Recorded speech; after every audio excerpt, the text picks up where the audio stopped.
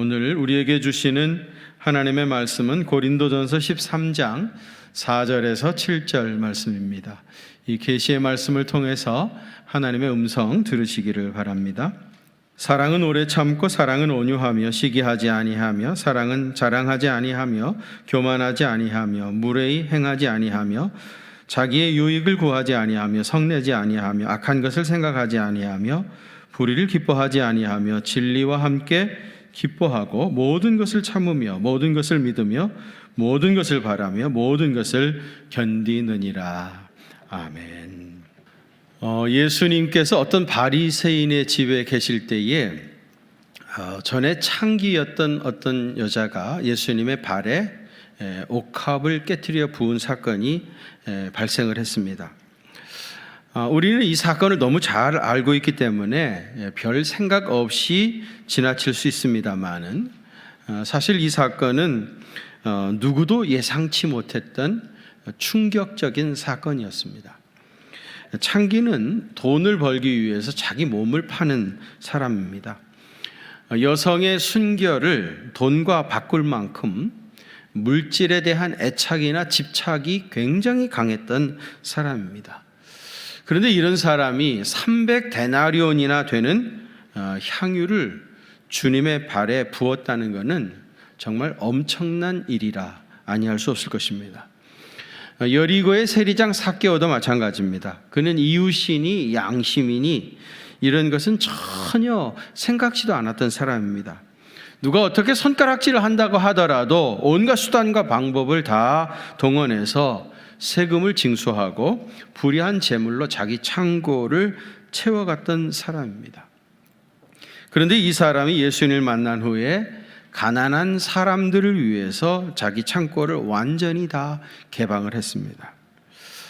옥합을 주님의 발에 부었던 여인의 이야기나 삭개오 사건은 사람이 얼마든지 극적인 변화가 이루어질 수 있다고 하는 것을 생생하게 우리에게 보여주는 신뢰라고 할 수 있을 것입니다. 흔히 사람들이 그러죠. 사람은 죽어도 안 변해. 그런 얘기 많이 하는데 이들이 이렇게 극적인 변화를 하게 된 것은 예수님의 강렬한 사랑을 체험했기 때문입니다. 주님의 사랑을 경험하게 되어지면 사람이 이렇게 순식간에 놀랍게 변할 수가 있습니다. 여러분, 이런 의미에서 세상의 가장 강력한 힘은 사랑입니다. 언제나 사랑을 느낀 만큼 변하는 것입니다. 자녀들도 마찬가지입니다. 엄마의 잔소리 듣고 철이 나는 아이는 거의 없는 것 같습니다. 나는 엄마의 잔소리 듣고 거듭났다는 얘기를 들어본 적이 없습니다. 새벽에 일어나서 자녀들을 위하여 눈물로 기도하는 어머니의 그 숭고한 사랑을 느낀 만큼 자식은 철이 나고 스스로 변해버리는 것입니다. 나를 향한 어머니의 사랑을 경험하면서 자식이 비로소 철이 나듯이 나를 향한 주님의 사랑을 체험하면 성도는 온전히 거듭나게 되어지고 변하게 되어집니다. 여러분, 이걸 믿으십니까? 우리가 고린도전서 13장 말씀을 중심으로 사랑장 여행을 시작을 했는데요. 지난주에는 사랑의 15가지 속성 중에서 첫 3가지를 말씀을 드렸어요. 그 첫 번째가 뭐였죠? 사랑은 오래 참고. 오래 참는다는 말은 뭐죠? 내가 억울한 일을 당했지만 내가 보복할 수 있는 힘이 얼마든지 있어요. 그러나 그거를 끝내 사용하지 않는 것, 그것이 오래 참음이라 그렇게 말씀드렸고요. 두 번째, 사랑은 온유하며. 온유함이라고 하는 것은 보복하지 않는 정도로 머물러 있는 것이 아니고요. 거기서 한 걸음 더 나간다고 했죠. 그래서 그에게 친절을 베푸는 것. 그래서 오래 참음보다 더 적극적인 개념이 온유함이라 그렇게 말씀을 드렸어요. 세 번째는 사랑은 시기하지 아니하며. 시기, 젤로이라고 그랬죠. 요나단은 다윗을 자기 생명처럼 사랑함으로 이 질투심을 완전히 극복한 사람이었다, 그런 말씀을 드렸어요. 사랑이 시기심을 극복하게 하는 놀라운 능력입니다. 이렇게 사랑의 속성 세 가지를 말씀을 드리면서 이것이 우리의 몸에 붙어버린 거룩한 습성이 될 때까지 경건의 연습을 반복해야 된다. 그렇게 말씀을 드렸는데 여러분 지난 한 주간 이렇게 살으셨습니까? 대답이 영시원찮으시네요. 여러분 정말 이것이 거룩한 습성들이 내 몸에 완전히 붙어버릴 때까지 경건의 훈련을 거듭 반복해야 합니다. 오늘도 저는 또 세 가지 사랑의 속성을 소개하려고 하는데 여러분 그냥 듣고 지나치지 마시고요. 귀담아 잘 들으시고 이것이 내 몸에 완전히 붙어버린 거룩한 습관이 될 때까지 경건의 훈련을 반복하시길 바랍니다. 그 첫 번째는요. 사랑은 자랑하지 않습니다. 사랑은 뭐라고요? 자랑하지 않는 것이 사랑입니다. 지난 시간에 질투, 젤로이 말씀드렸는데요. 이 질투라고 하는 것은 타인의 업적을 극소화하는 것이라면 자랑은 자기의 업적을 극대화하는 것. 이게 자랑입니다. 원래 자랑이라고 하는 말은요. 바람 주머니처럼 자기를 자꾸 부풀리게 하는 겁니다. 너무 부풀리다가는 배가 터져 죽는 수가 있습니다. 자기를 자꾸 부풀리는 거예요. 우리 사회 구석구석에 거품 없는 곳이 없다고 그럽니다. 사실 요즘 문제가 되는 아파트값 말입니다. 이거 분명히 거품이죠. 굉장한 거품이 있습니다. 우리 경제가 어렵게 되어진 이유도 거품 때문이다. 그런 말들도 있습니다. 또 이런 얘기가 있어요. 우리나라 교회들이 말하는 교인수 말입니다. 교회들이 보고하는 교인수를 다 합치면은 우리 전체 국민 수보다 더 많을 거다. 그런 얘기를 해요. 실제로 인구 센서스를 해보면 기독교인은 20%입니다. 20%. 근데 이제 교회들이 말이죠. 자기 교인수를 얼마나 부풀리는지 말이죠. 전체 교인수 다 더하면은 인구수보다 많을 거라는 거예요. 실제로는 교인 10,000명이 출석하는데 당신네 교회 교인이 몇 명이요? 그렇게 물어보면 10만 명이랍니다. 기본적으로 10배 부풀려요. 10,000명 출석하는 교회가 10만 명 교인이랍니다. 교회 등록하면 이제 등록 교인이 되잖아요. 그리고 신앙생활을 하다가 돌아가신다거나 아니면 다른 곳으로 이전해 가신다거나 그러면 재적을 정리해야 되잖아요. 등록은 받는데 재적 정리하는 법은 없어요. 차곡차곡 쌓이다 보니까 그렇게 거품이 생긴 거예요. 오죽하면은 국민 수보다 더 많다고 그러겠습니까? 확실히 우리는 크게 보이고 싶은 욕망이 있는 것 같아요. 그래서 우리나라 다리는 다 대교라고 그러고요. 조금만 해도 대교입니다. 모든 길은 다 대로라고 그럽니다. 저는 서울 양평동에 있는 관악고등학교 나왔거든요. 관악고등학교. 근데 우리는 관악고등학교를 얘기할 때 항상 그 앞에 대자를 붙였습니다. 너 어느 학교 다니냐? 그러면 대관악고등학교 다닙니다. 나는 진짜 우리 학교가 굉장히 큰 학교인 줄 알았어요. 들어가면서부터 그렇게 오리엔테이션을 받았기 때문에 나는 굉장히 큰 학교인 줄 알았는데 나중에 알고 보니까 조그만 학교였습니다. 거품은 불과 얼마 지나가지 못해요. 금방 터져버리죠. 그리고 거품이 터지고 난 자리에는 남는 것이 아무것도 없습니다. 사랑은 부풀리지 않는 겁니다. 있는 모습 그대로를 보여줄 수 있는 것이 사랑이에요. 얼마 전에 전두환 전 대통령님이 돌아가셨죠. 끝내 광주 사태에 대한 그런 사과를 하지 못하고 돌아가셨어요. 참 사과를 한다고 하는 것이 그렇게 힘들었던가 봅니다. 그래서 참 많은 사람들이 국민들이 아쉬움을 얘기하고 또 장례식도 굉장히 초라하게 치를 수밖에 없게 됐습니다. 제5공화국 시절에 그때 학생들 사이에 돌아다니던 찌라시가 있었습니다. 이 찌라시라고 하는 건 가짜입니다. 누가 지어낸 얘기잖아요. 그때도 그런 찌라시들이 많이 있었어요. 당시 전두환 대통령 네 분이요, 미국에 그 레이건 대통령의 초청을 받아가지고 백악관에 갔다 그래요. 가가지고 공식 만찬을 다 마치고, 그리고 이제 그 레이건 부부하고 전두환 부부가 잠깐 티타임을 가졌답니다. 티를 서빙하는 사람이 레이건한테 뭘 드시겠냐고 물으니까 레이건이 커피 플리즈 그러더랍니다. 커피 먹겠다고. 그 옆에 있던 낸시 여사가 그 말을 받아가지고 미투, 나도 커피 먹겠다고 그렇게 대답한 거예요.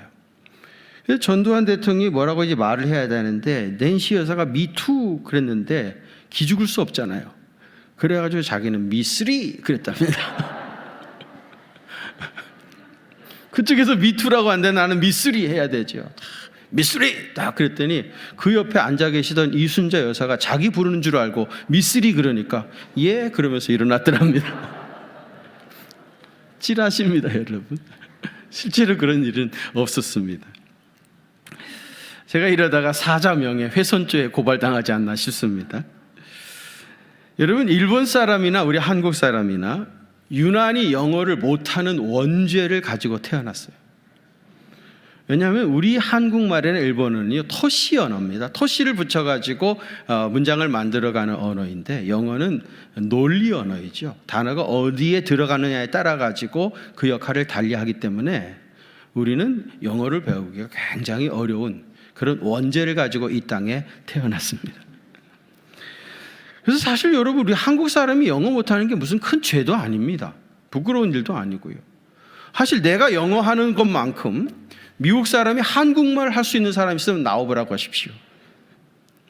내가 영어 못하는 것도 잘못 아니고 미국 사람이 한국말 못하는 것도 잘못 아닙니다. 부끄러워할 것도 사실은 아닙니다. 근데 문제는 뭐예요? 내가 영어 못하면 못한다고 말하면 되는데 다 알아들은 척 하는 겁니다. 다 알아들은 척 하는 게 문제죠. 이런 게 허풍이고 이게 거품입니다. 예수님은 당신 자신을 드러내고 절대로 자랑하시지 않았어요. 예수님이 귀신을 쫓아내셨고 또 병자들을 고치시고요, 심지어는 죽은 사람을 3사람씩이나 살려내셨는데도요, 내가 어디 가가지고 내가 이런 일들을 행했다 그렇게 간증 집회하신 적이 없습니다. 단 한 번도 그런 일이 없어요. 12의 혈루증 앓던 여인은 예수님의 옷자락 붙잡았다가 고침을 받았습니다. 예수님이 그 옷자락 들고 흔들어 다니면서 간증 집회하셨습니까? 치유 사역하신다고 돌아다신 적 있습니까? 예수님은 오히려 병든 사람들을 고치시고 아무에게도 말하지 말라 그렇게 말씀하시고 당신은 사람들을 피해서 산으로 올라가서 기도하셨습니다. 예수님은 놀라운 능력을 행하시고도 절대로 그거를 자랑하시지 않았습니다. 심리학자들이 이런 얘기를 합니다. 왜 사람이 자랑을 하느냐? 사실은 자기의 열등한 부분을 감추기 위해서 자랑을 한다는 거예요.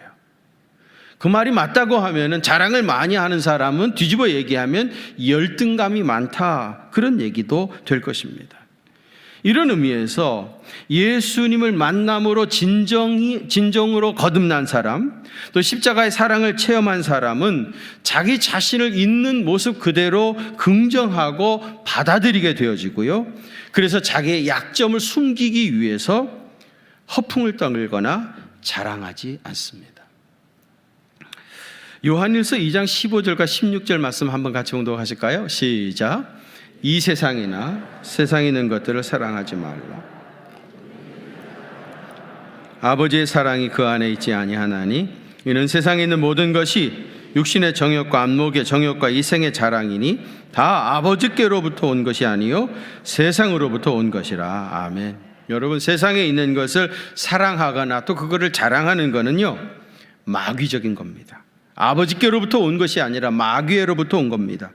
그러니까 여러분, 세상에 있는 어떤 것을 자랑하는 동안에는 적어도 마귀에게 지금 종노릇하고 있는 것이고요, 마귀를 기쁘게 하고 있는 것입니다. 만일 우리가 자랑할 것이 있다고 하면 우리는 오직 십자가만을 자랑해야 할 것입니다. 아멘입니까? 고린도전서 1장 18절에 십자가의 도가 멸망하는 자들에게는 미련한 것이요 구원을 받는 우리에게는 하나님의 능력이라 그랬어요. 하나님의 능력이신 십자가만을 자랑하는 생애를 살아가시기를 바랍니다. 마취제로 알려져 있는 클로로포름이라는 것을 개발한 사람이 과학자 제임스 심슨이라는 사람입니다. 이분이 나이가 많이 들게 되어서 이제 세상을 떠나시게 되었는데, 그를 존경하고 따르던 많은 사람들이 제임스 심슨을 찾아갔어요. 가서 선생님이 평생에 많은 것들을 발견하시고 또 많은 업적을 이루셨는데, 평생 가장 중요하게 생각하는, 선생님이 발견하신 것 중에 제일 중요하다고 생각하는 것이 무엇입니까? 그렇게 물었다고 그래요. 그랬더니 제임스 심슨이 대답하기를, 내가 죄인이라고 하는 것을 발견한 것, 그리고 하나님은 나 같은 죄인의 구속자가, 구세주가 되어주신다고 하는 것을 발견한 것, 그것이 내 생에 발견한 것 중에 제일 큰 것입니다. 그런 고백을 했다고 그래요. 사실이 그렇죠. 내가 죄인이라고 하는 것을 깨닫고 발견하는 거, 그게 제일 큰 겁니다. 나 같은 죄인을 구속하시기 위해서 예수님이 십자가에 달리시고 그분이 나의 구세주가 되셨다고 하는 것을 발견한 것, 그것이 세상에서 가장 귀한 발견이라고 고백합니다. 요즘은 자기 PR 시대라 그러는데, 여러분, 자랑하는 것이 과연 나쁜 것입니까? 나쁘면 왜 나쁜 겁니까? 성경은 왜 사랑은 자랑하지 않는 것이라고 말하겠습니까? 자랑이 나쁜 이유는요, 그 동기가 나쁘기 때문이에요. 동기가 나쁘면 결과도 나빠질 수밖에 없어요. 자랑의 뿌리에는 허영심과 교만이 있어요. 뭐가 있다고요? 허영심, 그리고 교만. 이게 이제 그 뿌리로 있어요. 자랑을 하면은 자연히 상대와 비교를 하게 함으로써 상대에게 시기심이 유발되게 합니다. 자랑은 상대적이에요. 옛날에는요, 자기 집에 흑백 텔레비전만 있어도 그게 자랑거리였습니다. 우리 집에 텔레비전 있다고 자랑하고 다녔습니다. 근데 지금 아이들이 우리 집에 텔레비 있다고 자랑하는 사람은 아무도 없을 겁니다. 자랑이라고 하는 것은 내가 너보다 낫다고 하는 비교 의식에서 시작되는 거예요. 그게 나는 그런 뜻에서 한 것이 아니라고 하더라도 자랑을 하게 되면은요, 그것을 들은 사람에게는 절망감 내지는 시기심 같은 것이 생깁니다. 예를 들어 가지고요, 우리 아들이 공부를 잘한다, 그래서 명문대학 들어갔다, 그렇게 자랑을 하면요, 그 다음날 이웃집 아들은 엄마한테 엄청 잔소리를 듣게 될 것입니다. 우리 남편은 돈도 잘 벌고 집안 가사일도 얼마나 잘 도와주는지 모른다고 자랑을 하잖아요. 그리고 이웃집에 그 다음날 심각한 부부싸움이 될 겁니다. 내가 자랑하면 다른 집에 불화가 생깁니다. 자랑은 어쩔 수 없이 서로를 비교하게 되고, 그래서 서로를 질투하게 하는 겁니다. 결국 자랑은 이웃과의 관계를 깨트리기 때문에 하면 안 되는 거예요. 사랑은 자랑하지 않는 겁니다. 근데 여러분, 인간은 타락한 본성을 가지고 있어요. 그래가지고요, 자꾸 자랑하고 싶어. 자랑하고 싶은 마음이 계속해서 일어나요. 꾸틀꾸틀 막 부글부글 끓어요. 가만히 놔두면 언젠간 결국은 자랑합니다. 이걸 끝까지 눌러야 됩니다. 이 타락한 본성을 끝까지 눌러야지, 그러지 않으면 결국은 자랑하게 되어지고 이것 때문에 다른 사람과의 관계가 깨어지게 되어지는 겁니다. 사랑은 자랑하지 않는 것입니다. 두 번째, 사랑은 교만하지 않습니다. 뭐 하지 않는다고요? 교만하지 않습니다. 자랑이 지나치면 교만해집니다. 여러분, 교만은 하나님이 제일 싫어하는 죄예요. 제가 여러 번 얘기했죠. 잠언 6장 16절 이하에 보면은요, 여호와께서 미워하시는 것, 주님이 싫어하는 것, 곧 그 마음에 싫어하는 것이 67가지인데, 주님이 그 마음에 진짜 싫어하는 것이 67가지인데 그 첫 번째로 꼽은 게 뭐예요? 곧 교만한 눈. 하나님이 많은 것들을 싫어하죠.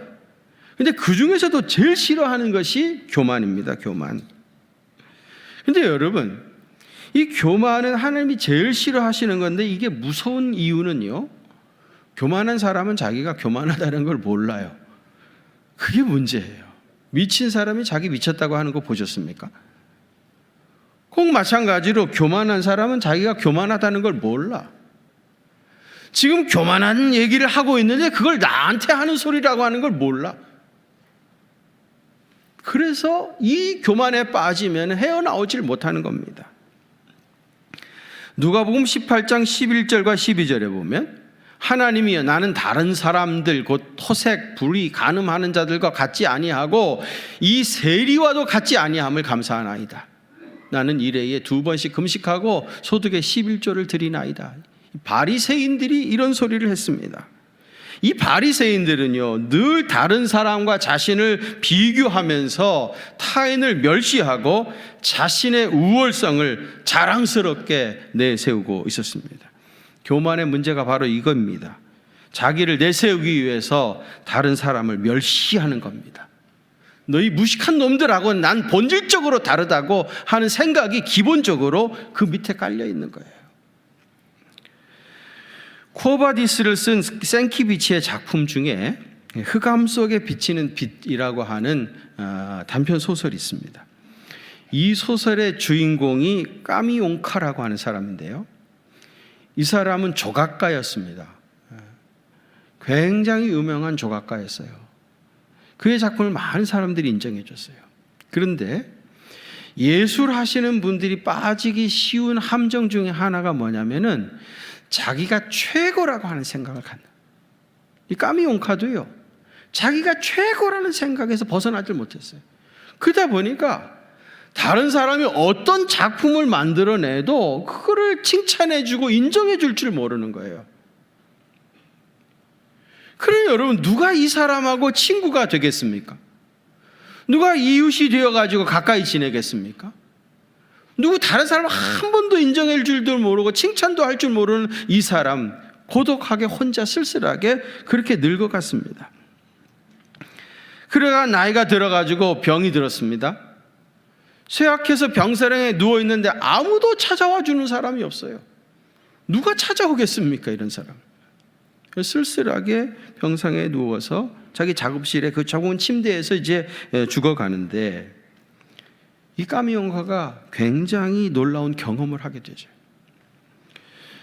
그 침대에 누워있는데 갑자기 창밖에서 무슨 강렬한 광채가 비춰오더니요, 자기가 만들었던 조각품들이 순식간에 다 녹아져 없어져 버리는 거예요. 그리고 주변에 있는 것들도 다 녹아 사라져 버리는 겁니다.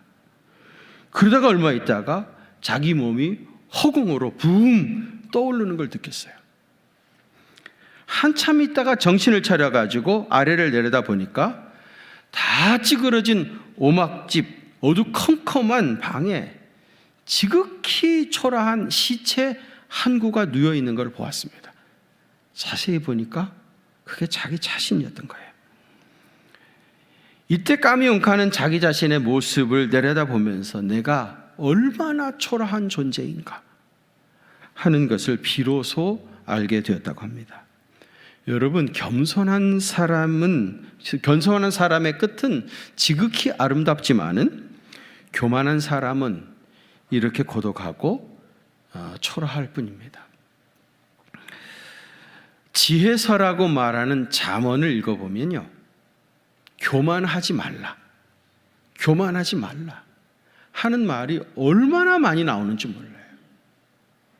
여러분, 한번 꼭 잠언을 한번 읽어보세요. 진지하게 읽어보세요. 얼마나 많이 교만하지 말라 하는 말이 나오고 있는지 말이죠.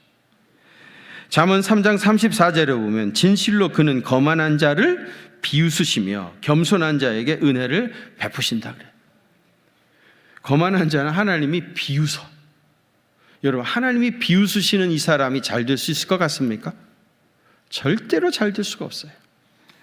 잠언 8장 13절에 여호와를 경외하는 것은 악을 미워하는 것이라 나는 교만과 거만과 악한 행실과 패역한 입을 미워하느니라 그랬어요.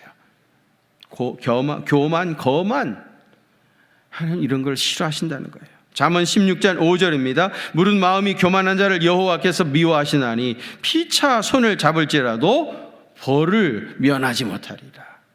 교만한 자는 벌을 피할 수 없다는 겁니다. 또 잠언 16장 18절 교만은 패망의 선봉이요 거만한 마음은 넘어짐의 앞잡이니라. 여러분, 교만하면 반드시 패망하게 되어집니다. 거만한 마음은 반드시 넘어지게 돼요. 분명히 넘어집니다. 잠언 21장 24절 무례하고 교만한 자를 이름하여 망령된 자라 하나니 이는 넘치는 교만으로 행함이니라. 여러분, 교만한 사람을 뭐라고 부른다고요? 왜 대답을 안 하시나요? 나하고 상관없는 일이니까 그렇습니까? 교만한 자를 이름하여 뭐라고요? 망령된 자입니다. 교만한 사람 망령된 자예요. 이는 넘치는 교만으로 행함이니라. 여러분, 처음에는 대부분 다 겸손합니다. 그래서 주님 앞에 쓰임받는 거예요. 그런데 시간이 흘러가면서 뭐가 조금 되는가 싶으면 그때부터 교만해지기 시작하는 거예요. 사울 왕도 그랬죠. 처음에는 이 사람이 얼마나 겸손했어요. 나중에 교만해져 버린 겁니다.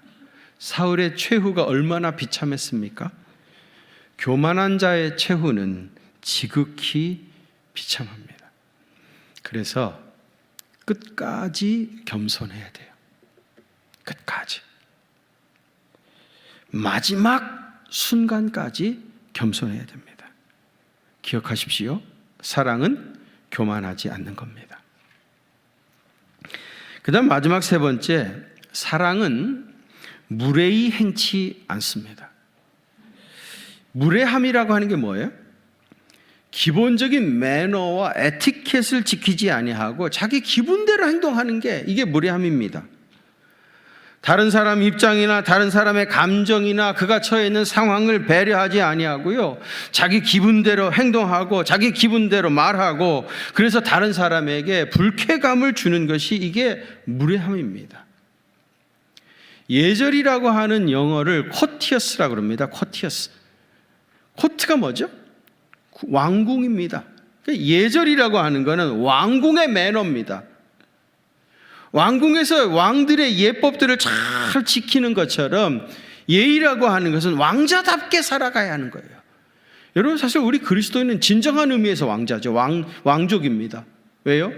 우리를 왕 같은 제사장으로 삼으셨고요, 또 우리는 하나님 나라의 시민이고요, 그리스도의 대사이기 때문입니다. 우리가 그리스도 안에서 왕과 같은 신분을 갖게 되었다고 하면 코티어스, 왕의 예절을 지키면서 그렇게 품위 있게 살아야 하지 않겠습니까? 제가 전에 북한 선교를 하면서 중국 심양에서 비행기로 연기를 가려고 공항에서 이 보딩 패스를 받아야 비행기 타잖아요. 그 보딩 패스를 받으러 가서 보니까 어떤 사람이 수속을 하고 있더라고요. 여러분, 누가 앞에서 뭘 하면은 최소한 1m 뒤에 떨어져 가지고 기다려야 됩니다. 제가 한 1m 뒤에 서가지고 그 사람 끝낼 때까지 기다리고 있었습니다. 이 사람이 받아가지고 가는데 다른 사람이 그냥 눈치도 보지 않고 그냥 들어가지고 또 내밀더라고요. 쇠치기를 제가 당한 겁니다. 여러분, 중국 사람들은요, 진짜 뭐 눈치 보고 자시고 할 것 없으면 그냥 머리부터 밀고 들어옵니다.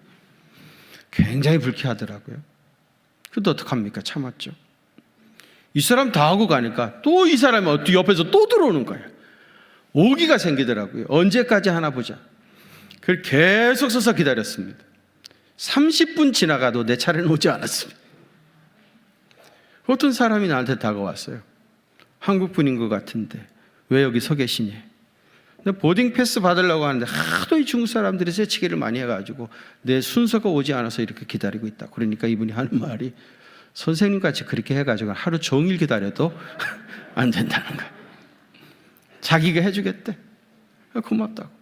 그래서 이 사람이 가가지고 보딩 패스를 받아왔어요. 그래서 또 심양 공항이 굉장히 크니까 게이트 넘버까지 알려주면서 이렇게 데리고 쭉 가면서 비행기 타고 가시면 된다고 그러더라고요. 그래서 제가 그분한테 고마우니까 여기 심양에 오셔서 사신 지 얼마나 됐냐 하니까 한 30몇 년 됐다고 그래요. 뭐 하시고 지내시냐 그러니까 공직 생활 좀 했었는데 지금 다 은퇴하고 요즘은 이렇게 공항에 매일 나와가지고 이런 아르바이트를 하고 있다는 거예요. 아르바이트 한다는 말이 뭡니까 여러분? 이렇게 나 같은 한국 사람 도와주고 아르바이트를 한다는 거예요. 그러니까 팀 내놓으라. 그 말 아닙니까? 여러분 눈치가 있어야지. 그것도 못 알아듣고 그냥 가면 얼마나 $10 그런 얘기더라고요. 그래가지고 제가 할 수 없이 50불을 팁으로 주고 비행기를 탔던 기억이 있어요. 여러분 중국 사람들은 지금 자기들이 세계 1등 국가 하고 싶다고 그러죠. 경제적으로는 어쩌면 미국을 훨씬 앞서갈는지 모릅니다. 이런 거 하나 고치지 못하면 그들은 절대로 선진국이 될 수 없습니다. 여러분 선진국은 GDP 높아졌다고 해서 선진국이 아닙니다. 선진국은 기본적인 매너와 에티켓들이 지켜지고 서로에 대한 예절들이 잘 지켜지는, 그래서 안전하고 안정된 사회가 그게 선진국인 것이지 GDP 조금 높아지면 선진국 되어지고 없으면 후진국 되는 거 아닙니다. 특별히 여러분 말에 무례함이 있으면 안 됩니다. 에베소서 4장 29절에 보면 한번 같이 봉독하실까요? 시작. 무릇 더러운 말은 너희 입 밖에도 내지 말고 선한 말을 하여 듣는 자들에게 은혜를 끼치게 하라. 아멘. 거기 보세요. 더러운 말은 너희 입 밖에도 내지 말고 오직 덕을 세우는 말을 해야 된다. 우리는 말에 무례함이 없어요. 우리의 말은 덕을 세우는 말이 돼야 됩니다. 선한 말을 해 듣는 자들에게 은혜를 끼치게 하라고 했어요. 언어에 예의가 있어야 됩니다. 자기보다 어리다고 해서 자기 부하 직원이라고 해서 함부로 말하는 것은 절대로 바람직하지 않습니다. 말을 함부로 하는 것은 그 사람의 인격에 손상을 입히게 되어져요. 그래서 여러분 정말 아랫사람이라고 해서 함부로 말하면 안 됩니다. 지위와 명예가 높으신 분이신데 말을 부드럽게 하고 예의가 있게 하는 사람은 훨씬 더 귀해 보입니다. 그 사람의 언어에 품위와 인격과 영성을 담아낼 수 있어야 됩니다. 여러분 사랑은 무례히 행치 않는 겁니다. 특별히 친하다는 이유로 또 가족이라고 하는 이유로 무례하게 행하는 경우들이 있어요. 가까운 사람이니까 더욱 무례하게 행하면 안 됩니다. 절대로 여러분 가족들에게 무례한 말을 하지 마세요. 바깥에 나가면 절대로 그렇게 말을 하거나 행동하지 않을 거예요. 집에서는 합니다. 그런 것 때문에 얼마나 많은 상처를 가족들 간에 받고 있는지 몰라요. 친하다고, 가족이라고 함부로 말하거나 함부로 대하면 안 되는 겁니다. 오늘도 사랑의 세 가지 속성을 말씀드렸습니다. 그 첫째는 사랑은 자랑하지 않습니다. 두 번째 사랑은 교만하지 않습니다. 세 번째 사랑은 무례히 행하지 않습니다. 이것이 우리 몸에 완전히 붙어버린 거룩한 습관이 될 때까지 이번 한 주간 또 경건의 연습을 반복하시길 바랍니다. 기도하겠습니다. 거룩하신 아버지 하나님, 오늘도 우리도 사랑장을 통해서 또 사랑의 세 가지 특성들을 공부하게 됐습니다. 이것이 우리 몸에 완전히 붙어버린 거룩한 습성이 될 수 있도록 성령님께서 우리의 마음의 생각을 주장하시고 또 입술의 말을 주장하셔서 내 몸을 통해서 사랑의 열매들이 주렁주렁 맺힐 수 있도록 은혜 더해 주옵소서. 이제는 만복의 근원이 되시는 우리 구주 예수 그리스도의 그 크신 은혜와 하나님 우리 아버지의 무한하신 사랑하심과 성령님의 위로하심과 교통하심이 우리 경기중앙교회 사랑하는 성도들과 또 저들의 가정과 그 생업의 현장들 위에 이제로부터 영원토록 함께 계시옵기를 간절히 축원하옵나이다. 아멘.